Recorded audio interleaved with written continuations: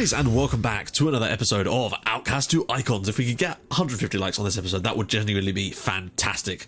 Right, so we're going to do a question of the day quickly before we jump into the Champions League draw. I have played a game against Parma. I'll talk about that briefly in a sec. Well, actually, I'll do it after I'll do it in the big roundup anyway. So today's question of the day is this: what do you make of the MLS at the moment, and with many players joining, and do you think it will take off, or will it stay as a retirement league?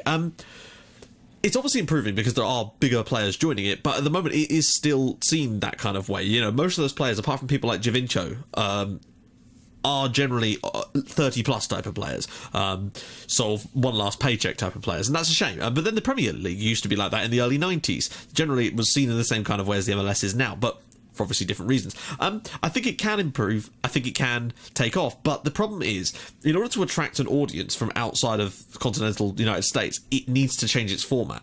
Because as much as that is fantastic and it fits every sort of other aspect of American sports, people in Europe or South America, or generally everywhere else that has leagues the way we do, don't understand the whole system, basically. And I think that's what's made it difficult for people to get into, because people think, well, I don't know, it makes it more fair overall, but I think without that aspect of promotion and relegation, it really does take out one of the key aspects of football. That's personally what I think. I think if they were to introduce an aspect like that, which I don't think they ever will, because, you know, money powers, it's not going to happen, but that would be, I think, possibly a way of getting it to a wider populace, potentially.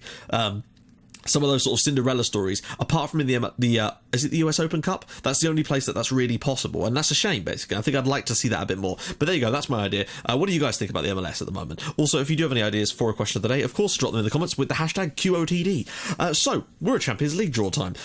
Teams that are seeded, we've got Arsenal, Juve, Man City, Monaco, Napoli, Porto, Real Madrid and us. That's a pretty fair old bunch. Unseeded teams, however, is a bit more of a mixed bag. Feyenoord, Chelsea, who of course we can't play, Barcelona, Hoffenheim, Metallurg, so lots of metal going around, Stade Reims and Zenit. It's a very strange bunch, but notice there's 2 Ukrainian teams through, which is impressive. The Ukrainian league has really come a long way on this save, despite the fact that no Shakhtar doing particularly that well. So that's interesting as well. So basically, if we can avoid Hoffenheim or Feyenoord, I'd be... No, Hoffenheim or Barcelona, what we're talking about. Well, Feyenoord would be ideal to avoid as well, probably. But if we can avoid either of those two, I'll be happy. Let's do this automatic draw time. Yeah, I think we deserve a chance against one of the slightly potentially weaker sides. Chelsea will play against Porto. Ooh, okay. Interesting. Metallist. Go on, I love Metallist. Real Madrid. Okay. As long as we don't get Barcelona. Stade Reims. I'd have a crack at Stade Reims. Napoli. Oh, dear. Hoffenheim, please not Hoffenheim, they're the reigning champions. Arsenal, okay, it's getting a little bit interesting now. Metallurg, go on, have a them. Oh, Monaco, oh dear. Barcelona, please not Barcelona. Please not, oh thank God, right, okay. Zenit, I'll have a crack at Zenit. Nope, we're playing Feyenoord. That's not too bad, to be honest. I'd take it. I would have preferred a different team, but the fact is we're going to be playing Feyenoord in our first knockout round of the Champions League, and I personally think that with that in mind, we've got a really good chance of reaching the quarterfinals. So I'm pretty damn pleased about that, and you never know, there might be some upsets that we can take advantage of. So guys, I will join you in a sec for the rest of the episode and talk about games and whatnot. Join you in a sec. Right guys, we are back, and before I actually start doing the games and whatnot, I've just got a couple of quick things to go over that I forgot to in the intro to this episode. So firstly, I've seen a couple of comments about me not replying to comments, which is odd because I really do try to reply to comments. It's just been a little bit slower lately because, as you know, and I have spoken about this so many times, like, there are some days where I just cannot sit in front of a computer screen because it makes me feel so ill. Because of the way I am at the moment, basically. And I'd rather pick a day where I'm feeling good to go through and reply to loads of comments, even if it is 3 or 4 days worth, than try to half-arse it on a day when I feel like crap, because I feel like if you've taken the time to comment on a video, then I should take the time to give you a proper response. That's the way I look at it, and that's why sometimes it might take a day or two, so I really do apologise. I'm going to try and get back to how I used to do it before. It's just been a little bit more difficult lately, so I hope you understand. As for the tactic, again, like I said, I will sort the tactics out and put them online, I promise you. But in the meantime, I have actually just bought a camera. While I was playing some of the games, I was browsing through some stuff, and I've done my due diligence, I've bought the camera, it's now sorted, so hopefully next week I should be able to start doing some face cam videos, which would be fantastic to do, and quite looking forward to that, actually. Adds another level to the videos, I think, and that's going to be important going forward. Right, let's go into the games. This month, yet again, I don't know if I think he might well have done in every single game again, you know, guys. We've not been brilliant defensively, but we have at least had a couple of slightly better results, or a clean sheet, and a couple of 1-goal games, so it's not bad. But against Parma, who of course are certainly nowhere near what they are in real life, and by that I mean they're actually quite decent, Placido managed to score himself a hat-trick. Oh my days, I don't know what to do with this guy in terms of he just plays so well, and I'm really worried that, as someone pointed out in the comments, that we could lose him because he's got a £55 million release clause, and I'm worried that I may have to try and get him on a new contract. The issue is he's already on a shitload of money, and I might have to try and get... But I don't know if a compulsory release clauses are compulsory here. That's the issue. So as you can see, a hat-trick for him, one for Caterini, and it was sort of a bish-bash-botch situation. Like, they scored, we replied, then they scored again. It got a bit strange because we were 3-0 up and cruising at this point, but at least Placido managed to complete his hat-trick. I don't know how many hat-tricks that is this year. Someone also pointed out that with him losing his tally as the consecutive goal scorers or whatever, the consecutive games goals scored, he hasn't broken the record because that was Lionel Messi, who did it with 23, I believe. So it's a shame, but he managed 18 consecutive competitive matches with a goal scored in each, at least one, which is brilliant. And he's pretty much done okay since then, to be honest. A hat-trick in that one against Sassuolo. I've got to say, we should have won this game. It was a bit unfortunate with the penalty that we conceded for Mattia Lombardo scoring for Sassuolo. Thankfully, 3 minutes later, Di Placido did equalise for us, but I really think we had enough in the tank to go on and win.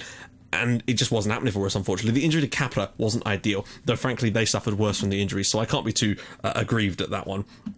It's a draw, it's a drop point. It's a shame because we played some relatively weak sides this month. Sassuolo were like 10th in the league, I think, as were Catania when we played them. Next up, we had a home game against Albino Leffe. At least we're winning our home games. That's the most important thing. I think we're unbeaten at home this year, and I think we may have actually won all of our home games so far, even against larger sides. Against Albino Leffe, a very simple performance. 3-0 up by half-time. A brace for Di Placido. So he's got 6 in 3 again. He's just... I don't know...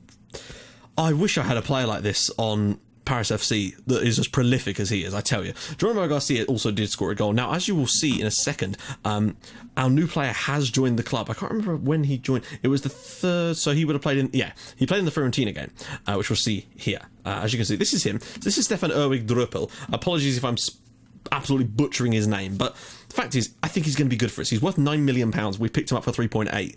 So, yeah, I'm pretty pleased with the lad, to be honest. He's on a decent contract as well, which is quite nice. Got him on a 4-year deal, and he actually took a pay cut to come here. Very, very pleased with that. So, hopefully he'll get some game time. I'm really, really hoping that that's going to be the case. We've got to be careful, though, because he has got this clause which could cost us if he gets a few more caps. Hopefully he won't. No offence, Stephen. So, he did play in the game against Fiorentina, and again, Fiorentina were sort of, they weren't struggling, but they're not exactly fantastically high in the league, and yet again, we just took advantage of them, yet again. Thomas Martinez gave them the lead in this game, which was a good start for them, but in that second half, we absolutely killed it. Di Placido, firstly, we were playing well in the first half, but I just tweaked a couple of things, because we were just shooting from range too far, as you can see from the accuracy of our shots, but he did score yet another brace, so 8 goals in 4 matches, and he's back on form again this month. Not that he ever really dropped off form, I'm amazed. Falcao did add a sort of a consolation goal. Not consolation, a sort of icing on the cake, so to speak. He also hasn't played as much this year, so it's nice to see him back. Wang Jong-ho is very nearly sort of fit again, which is good. I've also got him tutoring someone, although they have had a falling out, which isn't ideal. Against Catania, though, again, I think perhaps we could have done better, just like we did away at Sassuolo. We've had a few of these games where we've played really well away from home, but we just haven't quite managed to get over the line. We came from behind in this one, from the penalty spot. Unfortunately, we fell back behind again. In fact, fell 3-1 down with Mario Jaramillo, who I was actually looking at signing at one point, so I may have to continue looking into that. But we'll have to see. My scout certainly recommended him anyway. Caterini then made it 3-2, and then in the 87th minute, Marcelo Di Placido, I think he has scored in every league game for us so far, and that is still a record in itself. It has to be up there. With the equaliser, rescuing our blushes somewhat, and scoring another goal, and I don't know what to do. He's just a monster. Look at this, 30 league goals in 19 matches. That's surely better than Millington now. He only has to score 12 more in his remaining 19 matches he's got left. 12 more goals. Sorry, 13 more, and he'll have beaten Norman Millington's record of 42 league goals in the season. And frankly, I can easily see him getting... If he carries on playing like this, I can easily see him getting another 20. I just don't know what to say anymore. He's just that good. Let's take a look at the squad now. So 36 in 27. It's dropped off a tiny bit, I think, but I'm not entirely sure if that's the case or not, actually. Zivkovic also contributing nicely with 12 goals. Caterini chipping in for a few as well, with 14 assists, but also Di Placido has got 11 assists as well. That is just how good he plays that role.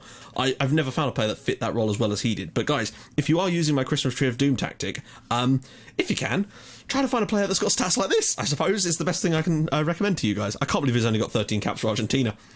He's only got a 3-year deal.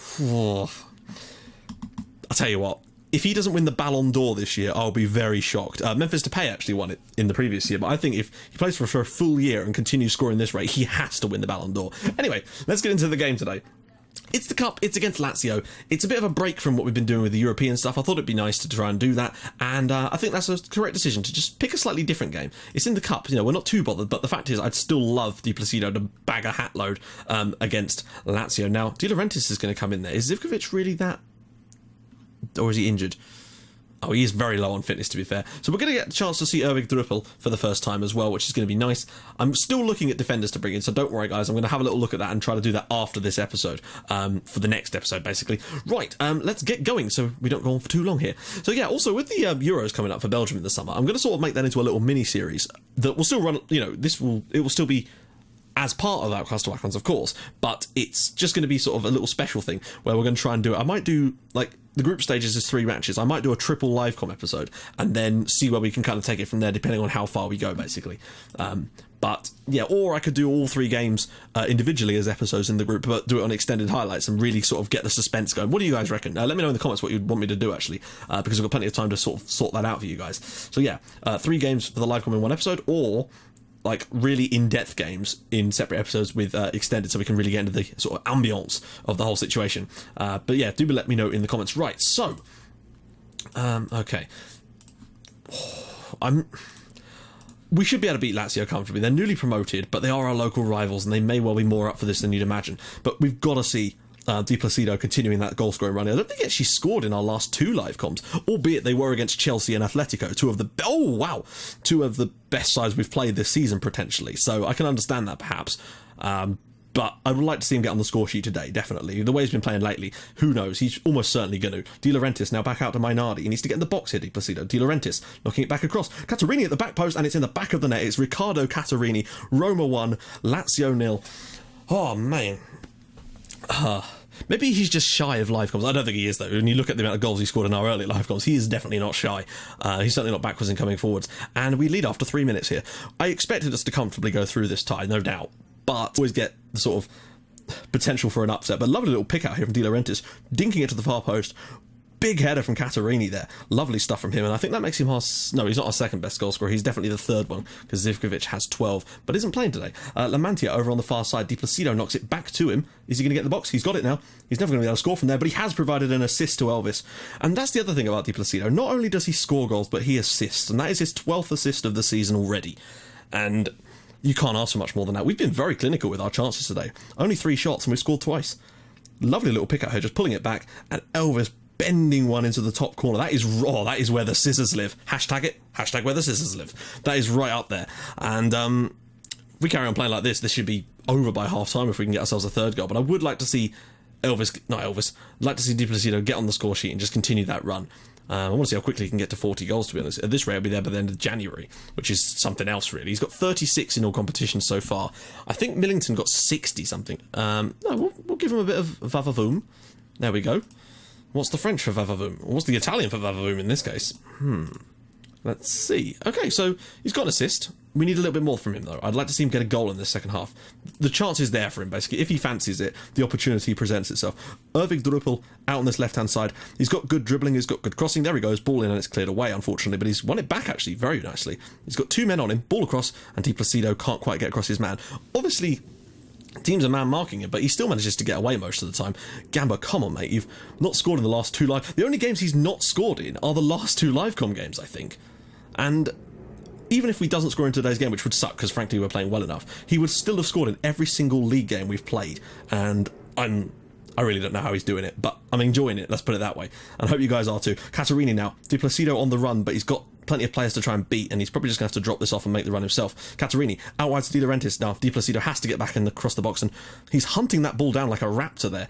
Elvis now into De Laurentiis. He's gone for goal on the rebound. Di Placido on the rebound again, and the chance has gone. But Lazio have been particularly poor, actually. They've been worse than I expected them to be honest. I actually thought we'd see a bit more out of them considering it's the derby, but we've clearly shown up to play and to absolutely destroy them. In fact, I'll tell you what, since we're at home, we're going to turn this to control and really try and force the issue on them and get him a goal. Oh, right, well, I think this second half is set up for him to try and score. Falcao now. Edge of the area to Catarini, who's been fantastic today. Can he pick a pass out? It goes to Elvis again, and it's saved by Allegro in goal there. And my God, this is probably the best I've seen us play for quite some time. I suppose it's what happened when you field a full-strength side in the cup like this. Arapi now. Oh, what a chance that was. Wow, okay. We're getting a lot of opportunities here, and the possession is fantastic. Pass completion is absolutely phenomenal. This is what happens when this tactic works perfectly, basically. Isn't it nice when things just work? You'll get a result like this. However, I'd like to see a few more goals in the result. That's kind of the issue for me here. It's like we need some more results like that we got against Bologna last year, where we beat them, was it 6-0? I think it was 6-0. Bye-bye. Capai. Lethuli. Don't let them score with like their first shot on target. That would kind of suck, guys. Let's avoid that if we can, at all costs. De Laurentiis now on the right-hand side. Di Placido's coming short here. He needs to get in the box and get on the end of a header. Here he comes. Bombing into the box, but it's played back to Mainardi. Will he go for a deep cross? Or no, he's going short to Elvis. Back out to De Laurentiis. He's going to have to shoot here. Oh, Elvis. Back out to Mainardi. Ball in. Surely, ball in at all. De Laurentiis, great strike, and it's 3-0 to Roma. De Laurentiis this time with the goal. 3 goals scored on the night, and amazingly, Di Placido has not got any of them. I can't remember the last time that happened. In fact, it's not happened at all yet. Mainardi takes his time over this, but picks a nice little ball out, nice and short, on De Laurentiis with a beautiful volley. Poor goalkeeping from Allegro in the end, though, and it does end up in the back of the net for 3-0 to Roma. Oh, we're going to get some bragging rights here, guys. Let's see. Probably make our first substitution in a second. Oh, no, we've got one more chance here. Di Placido again dropping short. He's done that quite a bit tonight. Mainardi this time getting into the box. Very, very good. De Laurentiis back to Falcao. Di Placido's got to be in a good position here. Ball across. Elvis with the header this time, and it's 4-0 to Roma. Elvis with the goal, and amazingly, this bypassed our striker. It might be because of Lazio's formation, actually. It might just be allowing our other players to get plenty of the ball, but not him. Brilliant header from Elvis as well, playing a little deeper role this year. But that's fantastic. He's never going to get in as a striker, let's face it. Right, Wang Jong-ho, let's get him in. Let's see what this lad's got. I'm going to bring him on for Falcao, I think, to play him in the middle. I'm going to bring on Geronimo Garcia as well on the left-hand side, and that'll probably do for now, actually. It's certainly nice players to be able to bring off the bench, I tell you. Wang Jong-ho and Geronimo Garcia are certainly 2 very strong substitutes. It's nice to have a bit of depth off the bench. Oh no, come on Ricardo, not now. Right, oh well, that's an easy one actually. It's going to be Halseta that comes on. That should do it for us. I'm amazed, guys, that we've, yet again, he's not managed to score, and that's a shame. It really is. I was hoping he'd bag himself a hat-trick today. He seems to be able to do it better against better sides. He's done really well against some of the better teams. Here we go, Garcia out wide. Can he pick the pass out? Ball in, it's De Laurentiis. Flicks it down, Di Placido, no! And on the rebound, no! Amazingly, can't put it in the back of the net there. He has not seemed on his game today. He might be a little bit jaded. He has played a hell of a lot of football, so perhaps that is starting to affect him. He's not been quite as consistent, but he's still scored in all those league games. Oh, I'm disappointed in that. I can't believe I'm saying this, but after a 4-0 victory, I'm disappointed that Di Placido hasn't scored a goal.